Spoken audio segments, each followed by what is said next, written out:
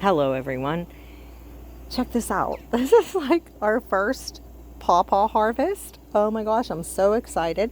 They're so tasty. My husband was checking our Paw Paw trees every day to see if they were ripe. And I'm like, babe, you gotta quit checking them. So he did. Well, today I'm walking past the little Paw Paw grove we got, and I'm like, what is that smell? It was the Paw Paws on the ground. Like so many of them on the ground. So I know, I'm like everywhere because I'm excited. So what I've learned is when you got your pawpaw on the tree, if you just squeeze it and it gives to your pressure like that, you can take it off the tree and it'll ripen. Otherwise, it's gonna fall on the ground and look like this in a couple of days. And although like this one, we're obviously not gonna eat, but I have taken, we had 2 buckets full that were good. And then we had a bucket of the same size that were really rotten. So I just put the seeds in here, and like the seeds are huge, like bigger than a dime. So if you harvest the seeds, you don't ever let them dry out. And oh my gosh, it's like they're fermenting on the ground. So we have some people who are coming over to try some, and then we have to put a couple like this will go in the refrigerator because my husband has to go back to work and take that to somebody who's never had a Paw Paw before. And let me show you some other stuff. This is just the bucket of rotted stuff. And I'm gonna stick my hand in it and gross y'all out, but it's okay because I just had to clean them all with my own little paws. And I think I showed you my Paw Paw grove before. We have an ailanthus growing in there that needs taken out, and it just stuck its head out this summer, so I did not see it in there. But look at it, it goes all the way back there. It's a very toxic plant. But here's one of my Paw Paws. I think that's probably about 15 feet tall. Look up there. Let me get a good, there we go. See, that's the Paw Paw. Those were too high for us to reach. And one thing we noticed also is the ones higher up in the tree get a lot larger, and we were thinking maybe because of the sun. People will tell you that Paw Paws are an understory tree. However, they do, let's see, look down here how small these ones are. We picked a lot. We left some on the tree because some people can't come taste them for a while. So we're hoping to see, these will last a little bit longer. Something else I noticed is when I was under this tree picking up these rotten pawpaws, there were no bugs, no flies, no fleas, no gnats. So I filled this bucket up, took the bucket out, put it in the middle of the yard, came back to it. It's full of gnats. So I don't know if the pawpaw has like natural defenses against bugs or anything. So we also have a lot of shoots growing. And we had a lot of important medical family stuff going on last year and then also this year.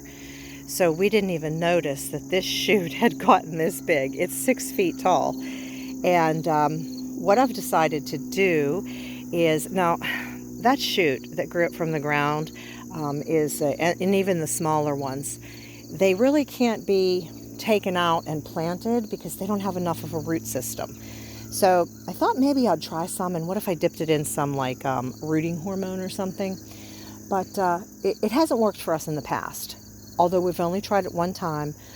We dug out 40 Paw Paw suckers from a friend who let us just come and take what we wanted, and we planted them. However, we did plant them in June. It was during our learning curve with Paw Paw. We should have known better. We were just so excited.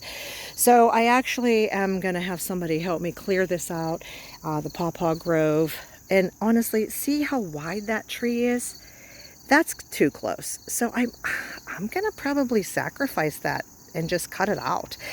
Another thing that I think we're going to do is prune our bottom branches and maybe let more sunlight into this Paw Paw grove.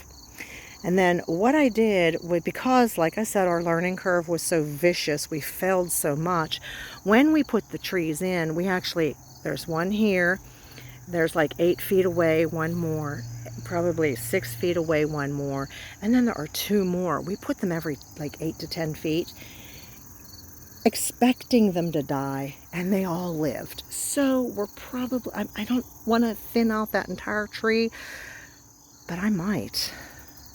I don't know. But anyway, maybe we'll wait and see for next year which one gets better tasting pawpaws. We don't have named varieties, but different pawpaw seeds give you different tasting pawpaw, I suppose. And so now we have all these seeds again, and I'm going to go like to the other side of this. It's just weedy and stuff, so I think I'm actually just going to plant more pawpaws over there.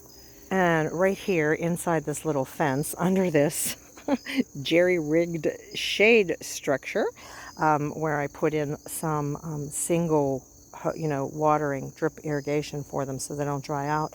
I have, it looks like 7 left, and I do think there are people coming this weekend to get them. And normally when I have sales lined up, I'll contact the people and remind them. But honestly, I don't think I'm gonna, because if these people don't come for the trees, they're just gonna have to wait till next year when our new seedlings are ready. So, right now, as these trees are, I sell that in a 2-gallon pot for $15. And these are the 7 that are left. So the other ones looked a lot better than this. Because when people come, I either let them pick or I will pick the trees for them. And I pick the best ones. If you're here, you're getting the best that I have at that time. So what I think we're going to do is just maybe go ahead and plant these if nobody follows up with their desire to come this weekend.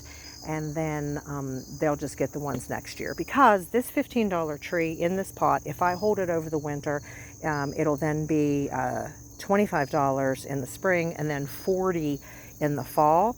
And then, as a pawpaw tree gets older, it has a taproot and it's a bigger tree, and a lot of people like that more. However, it's less likely to survive the transplant because of the taproot. And here's my seriously neglected other side of the pawpaw patch. We've got a nice 8-foot tall pokeweed here. We have 2 of them there. But my husband just whacked a little path into here.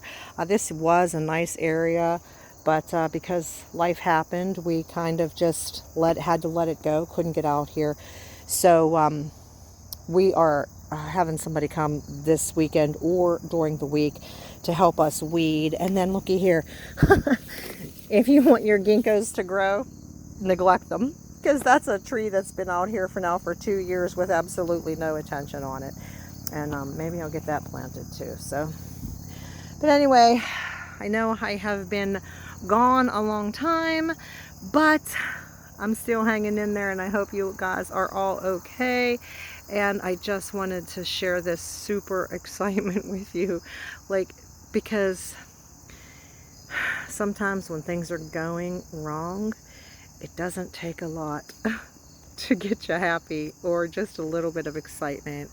And this pawpaw adventure has been just, oh my gosh, so many years in coming for us. So we're really, really excited about this, and be excited for us too. I just had to share it with you. So let me know, guys, do you guys plant pawpaws? Do you want to trade some seeds? Alrighty, or seedlings. I can send you some seedlings in the spring if you want to send me some of yours. So we'll just do an exchange and then see what happens with that. But alright, everyone, thank you so much for watching. What did you prep today? Be blessed, everyone.